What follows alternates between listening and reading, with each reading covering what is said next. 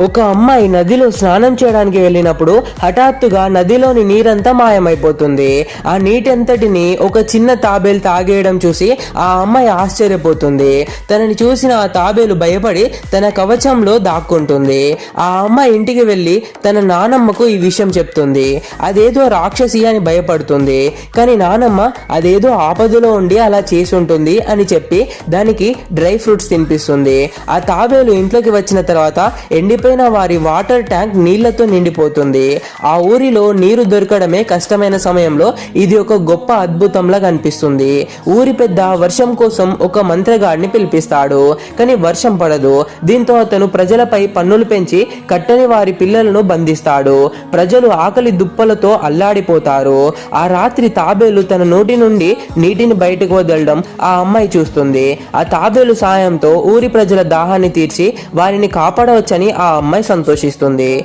మనం చూసే విధానాన్ని బట్టి ఏదైనా అద్భుతంగా లేదా భయంకరంగా కనిపిస్తుంది.